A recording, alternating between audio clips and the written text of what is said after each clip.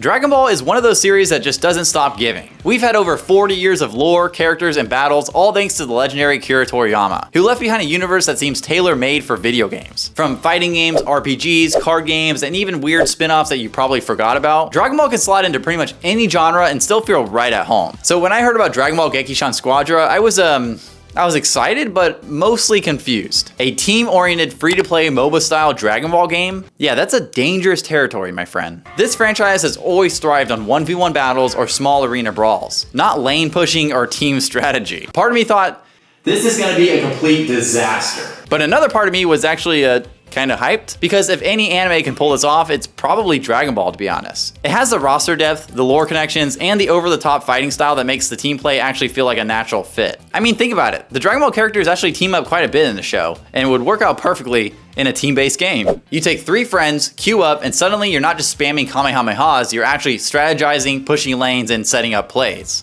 Listen, I know it's weird, but I promise, it's actually really fun. Take you on. Okay, here they are. Let's go, Zamasu. Hey, Kale, leave me alone. Get out of here, Kale. Oh, Zamasu wants some. Okay, we got him, we got him, we got him, we got him, we got him, we got him. We got him, we got him, we got him. Yes, nice. Get out of here, boy. Let's jump in here, let's jump in here. Oh, get out, get out, get out, no! Run! Oh. Damn, they got me. Yeah, we gotta stop Zamasu here. Oh, I got him! Oh. No. Shit. Oh, that was a good evade. That was a good evade. That transformation looks great. That's it, Krillin. You can't stand up to a Super Saiyan. Oh, he has Solar Flare. What? Oh, I got one of them with the Spirit Bomb. Oh, great. Oh, crap. Oh! Kale, you're scary. Oh! Get wrecked. Get wrecked. Baited her. Baited her straight into Boo. Oh, God. How are you guys so powerful? Oh, my God. Run. Run, run, run, run, run, run, run. Oh, man. I'm about to die. No. Oh, jeez. Damn. Cremated me. So here's how this game works. You've got 2 teams of 4 square off on a battlefield split into lanes. Each team guards 2 gods of destruction, and your mission is to take out the enemy's gods while protecting your own. When one side's gods fall, the victors grab the Dragon Ball and claim the match. So these matches aren't just chaotic brawls, they're actually pretty structured. Most of the time you'll go into your 2v2 lane farming minions, fighting off enemy squads, and gradually pushing forward.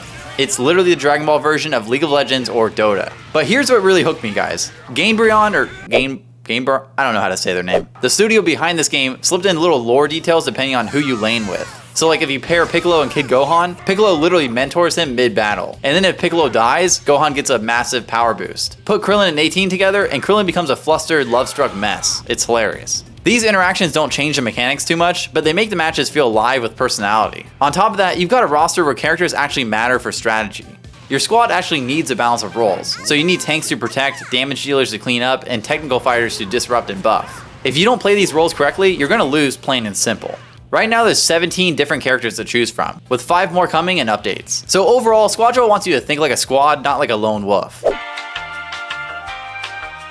Okay, let's talk about the roles because this is where the game really sets itself apart. Dragon Ball characters have always been larger than life, but here they're neatly divided into 3 archetypes. So as I mentioned earlier, you've got the tanks. Vegeta is the default character you get for this class, which is kind of wild when you think about it because in most Dragon Ball games, he's the glass cannon DPS character. But in Squadra, he soaks up damage, shields allies, and helps control the flow of the fights around the gods of destruction. Seeing Vegeta function as the backbone of a squad is actually pretty refreshing.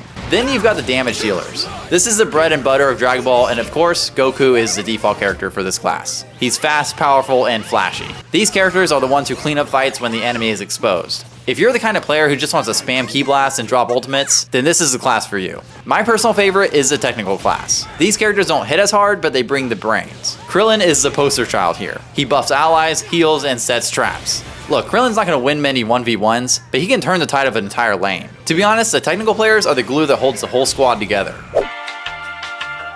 Okay, so the pacing of the matches is another thing Squadra nails. I'm getting into my late 20s now, and I cannot spend an hour long on one single Dota match. Luckily, Squadra keeps these games tight. They only clock in at around 10 to 15 minutes. That's quick enough to sneak in around during a lunch break, or long enough to feel like the match had an arc. At the start of each game, you choose whether to auto-assign skills or handpick them as you level up. Then the Grand Priest will spice things up with these Divine Draws, which are random buffs and nerfs that affect everyone. One game might have exploding minions, and another might have extra hiding spots. Early game is very basic. You'll be farming minions and fighting CPU enemies for experience. The more you level, the stronger your skills become, of course. And if you're playing as Goku and Vegeta, at level 7 you get to go Super Saiyan, which is pretty sweet. Ready to see the power of a Super Saiyan? The point is though, is to get over to the Gods of Destruction when Zeno here has disabled them a little bit. Once they're disabled, you can get underneath them and throw these Gekishan or Gekishan attacks at them. I don't know how they're said. As time passes though, minions will drop more XP and tougher CPU fighters will show up offering bonuses. But all this will eventually lead up to one singular goal. Like I said earlier, seizing the enemy's Dragon Ball. And let me tell you, those final pushes are chaos. Ults flying everywhere, gods crumbling, and teams throwing everything they've got into one desperate clash. This is definitely Dragon Ball distilled into MOBA form, and honestly, it just works so well. Okay, let's talk about the look and feel, because to be honest with you, Dragon Ball games live and die on presentation. Squadra has this cel-shaded aesthetic that we've seen in other games, but it looks so damn good here. It's got bright colors, bold outlines, and flashy animations that make every fight feel like a scene ripped out of the anime. But where it really shines are the finishers. If you dominate an enemy long enough, you unlock a cinematic attack that looks like a full-on anime cutscene. If you work with your teammates, you get an even crazier finish. The UI has its own flair too. The game has all these little sound cues, and the way the menu looks just kind of reminds me like the old PS2 era. What's great is that the presentation never drags the pacing either. Because matches are short, you never get fatigued by all the flashiness. Instead, every animation feels like a reward, every pop-up feels like part of the fun. It's stylish without being like overbearing. I don't know, I feel like this is all really important because part of the Dragon Ball fantasy is looking cool while doing ridiculous stuff. And Squadra gets that. It makes sure that a 10-minute match gives you highlight reel material. Okay, so overall, here's the verdict. Dragon Ball Gekishan Squadra shouldn't work, but it does. The little character interactions are clever, the roles are fun, and the length of every match is perfect. It's approachable for casual players like me, but I promise you it's still deep enough for squad tryhards like you. Whether you're a longtime Dragon Ball fan, or even if you don't even like Dragon Ball that much, I think this game is actually going to be a ton of fun for you. Of course, it's not flawless. The character balance is a bit messy right now as it's new. Matchmaking can feel kind of brutal, and you can see all the monetization creeping in at the edges. But that's kind of expected for a free-to-play launch. The real question is whether Bandai listens to feedback and fixes it, or lets it fizzle out like some of their other games. For me though, the fact that I keep booting it up says a lot. It's quick, fun, and scratches that Dragon Ball itch in a brand new way. I didn't expect to care about pushing lanes as Krillin, but here we are. So yeah, the new Dragon Ball game is actually, it's pretty solid. I would go download it right now. Of course!